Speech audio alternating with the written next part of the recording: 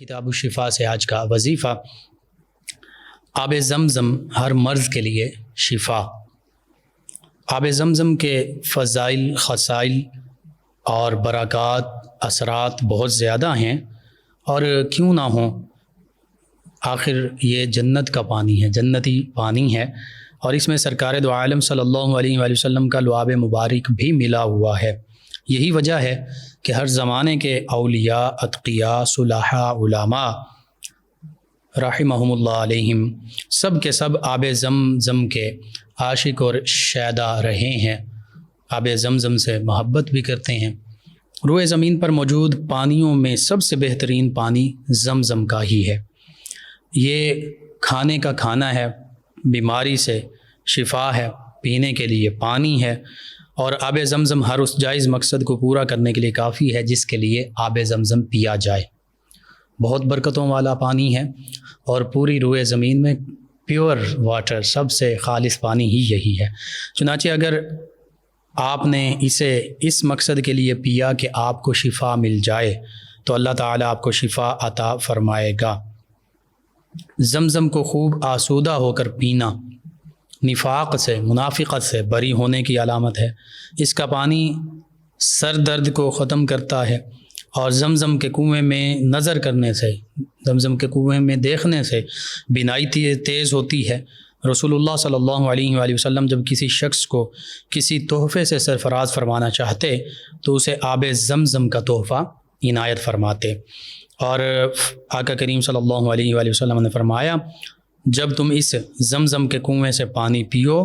تو قبلہ کی طرف منہ کر لو، اللہ کے نام سے پینا شروع کرو، 3 سانس لے کر پیو اور سیر ہو کر پیو،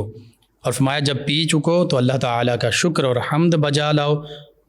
اور آقا کریم صلی اللہ علیہ وآلہ وسلم نے یہ بھی ارشاد فرمایا، ہمارے اور منافقوں کے درمیان پہچان کے لیے یہ علامت ہے کہ وہ منافق سیر ہو کر نہیں پیتے، آب زمزم سیر ہو کر نہیں پیتے، بس ایسے ہی فارمیلٹی کے طور پر پیتے ہیں، اور جو ایمان والے ہیں وہ آب زمزم کو محبت کے ساتھ سیر ہو کر، آسودہ ہو کر پیتے ہیں۔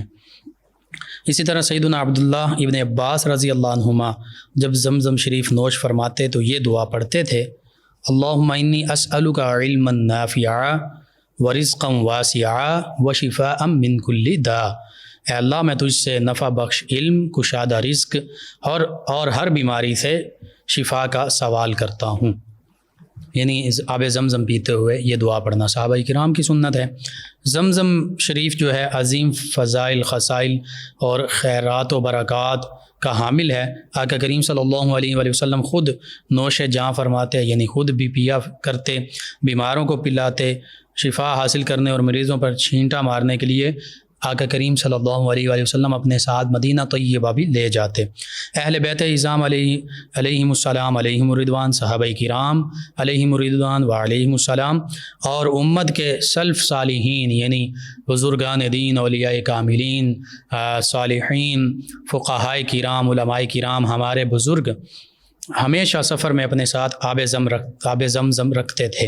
اور نیک نیتیں کرتے تاکہ اس کی برکات سفر و حضر میں شامل رہیں۔ سیدنا عبداللہ بن مبارک علیہ رحمہ جب بھی آب زمزم نوش فرماتے تو نوش کرتے، پیتے تو فرماتے، میں اس مقصد کے لیے پی رہا ہوں کہ قیامت کے دن کی پیاس کی شدت سے محفوظ رہوں۔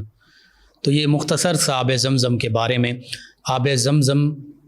آقا کریم صلی اللہ علیہ وآلہ وسلم کے فرامین مبارکہ کے مطابق کھانے کا کھانا ہے، شفا بھی ہے بیماریوں سے، اور آب زمزم جس نیت سے پیا جائے، جس مقصد کے لیے پیا جائے، اللہ تعالیٰ وہ مقصد پورا فرما دیتا ہے، بس وہ مقصد نیک جائز ہو۔ تو آب زمزم کی بہت فضیلتیں ہیں، اور یہ آب زمزم وہی ہے، زمزم کا معنی رک جا، رک جا، ٹھہر جا، ٹھہر جا، کہ سیدہ ہاجرہ سلام اللہ علیہا، سیدنا اسماعیل علیہ السلام، ان دونوں ہستیوں کو جب سیدنا ابراہیم علیہ السلام نے اللہ کے حکم سے بوادی غیر ذی زرع، اس وادی غیر ذی زرع یعنی بغیر زراعت والی، کھیتی والی وادی میں لائے، جہاں اللہ کا حکم تھا، مکہ المکرمہ، اور جہاں آبادی بھی نہیں تھی۔ تو صفا اور مروہ یہ 2 پہاڑ ہیں، ان پہاڑوں پر سیدنا اسماعیل علیہ السلام جو شیر خوار ہیں، دودھ پیتے بچے ہیں، اور سیدہ ہاجرہ سلام اللہ علیہا ان کی والدہ، سیدنا ابراہیم علیہ السلام چھوڑ کر چلے جاتے ہیں، بظاہر جو کھانا پینا ہے وہ ختم ہو جاتا ہے، سیدہ ہاجرہ سلام اللہ علیہا کا دودھ جو ہے وہ خشک ہو جاتا ہے، اب کھانے کے لیے بھی کچھ نہیں، پینے کے لیے کچھ نہیں۔ سیدنا اسماعیل علیہ السلام پیاس کی شدت سے بلبلاتے ہیں، تو سیدہ ہاجرہ سلام اللہ علیہا صفا سے مروہ کی جانب، مروہ سے صفا کی جانب چکر لگاتی ہیں کہ شاید کوئی کھانے پینے کی چیز نظر آ جائے، کوئی مل جائے، کوئی اللہ کا بندہ نظر آ جائے، کوئی ظاہری اسباب مل جائیں، لیکن ظاہری اسباب نہیں ملتے۔ اس دوران سیدنا اسماعیل علیہ السلام اپنی ایڑیاں رگڑتے ہیں، تو جب وہ ایڑیاں رگڑتے ہیں، اور یہ معاملہ ایسا کہ سیدہ ہاجرہ سلام اللہ علیہا صفا سے مروہ ایک پہاڑ سے دوسرے پہاڑ کی جانب جاتی ہیں، جب نیچے کی جانب جاتی ہیں تو پھر بیٹے کی فکر ہوتی ہے سیدنا اسماعیل علیہ السلام کی، دوبارہ واپس بھاگ کر آتی ہیں، جب دوبارہ آتی ہیں تو وہ بلبلا رہے ہیں، پیاس کی شدت ہے، پھر دوبارہ دوسری پہاڑی پر جاتی ہیں، پھر ماں کی ممتا جو ہے وہ تڑپ اٹھتی ہے، بیٹے کو جب نہیں دیکھتی بے چین ہوتی ہیں، واپس تشریف لاتی ہیں، 7 چکر مکمل فرماتی ہیں صفا اور مروہ کے درمیان، اور وہ 7 چکر آج حج کے ارکان میں سے رکن بن گیا۔ سعی جسے کہتے ہیں، کوشش، انہوں نے پانی کے لیے کوشش کی، ہم انہی کے اس کوشش کی پیروی کرتے ہیں، وہ ہمارے لیے مناسک حج میں سے ٹھہری، اور وہ اللہ کے نیک بندوں کی ادائیں اور وہ جگہیں جن پر اللہ کے نیک بندوں نے یوں چکر لگائے، ان کو اللہ نے شعائر اللہ بنا دیا، شعائر اللہ بنا دیا۔ فرمایا ان الصفا والمروۃ من شعائر اللہ، کہ بے شک صفا اور مروہ تو اللہ کی نشانیوں میں سے ہیں۔ اور یہ نشانیاں کیسے بنی؟ سیدہ ہاجرہ سلام اللہ علیہا کے قدم مبارک لگنے سے پہلے، یا سیدنا اسماعیل علیہ السلام کے ایڑیاں رگڑنے سے پہلے تو یہ شعائر اللہ میں شامل نہیں تھی۔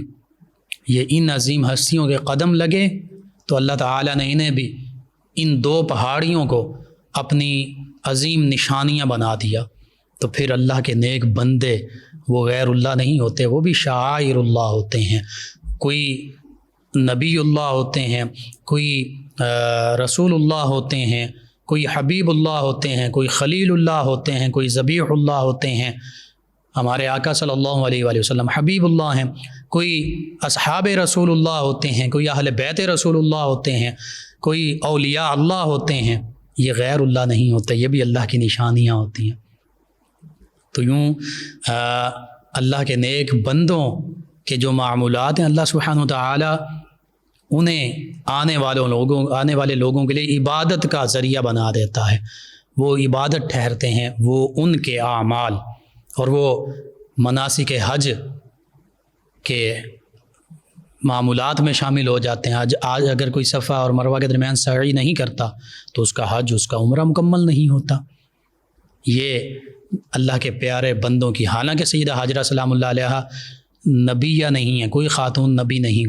گزری، لیکن ایک نبی علیہ السلام کی زوجہ مطہرہ ہیں اور ایک نبی علیہ السلام کی والدہ ماجدہ ہیں۔ تو اللہ کے نبی کے ساتھ نسبت ہونے والی ہستیوں کا یہ مقام ہے، اللہ کے نبیوں کا مقام و مرتبہ کیا ہوگا؟ یہ ہماری ناقص عقل اور فہم میں آ ہی نہیں سکتا۔ بہرحال آب زمزم بہت فضیلت، عظمت، بہت برکات اور اللہ کی رحمتوں کا باعث ہے۔ اور سیدہ ہاجرہ سلام اللہ علیہا نے تو فرمایا، وہ جو پانی کا چشمہ جاری ہوا تو آپ نے فرمایا زمزم ٹھہر جا ٹھہر جا۔ آپ نہ فرماتی، مفسرین نے لکھا، علماء نے لکھا کہ غالباً حدیث مبارکہ میں بھی شاید ہے کہ اگر آپ نہ فرماتی زمزم رک جا تو پھر پوری روئے زمین پر یہ پانی پھیل جاتا۔ اور آج جو ماڈرن ریسرچ ہے، مختلف سائنٹسٹ ہیں، انہوں نے اس پر ریسرچ کی حتیٰ کہ اس کا ریسورس، اس کا ماخذ کہ یہ شروع کہاں سے ہو رہا ہے وہ پتہ چل جائے۔ بڑے جدید انسٹرومنٹس لگائے گئے، جدید آلات لگائے گئے، لیکن اس کے سورس کا بھی آج بڑے سائنٹسٹ کو پتہ نہیں چل سکا۔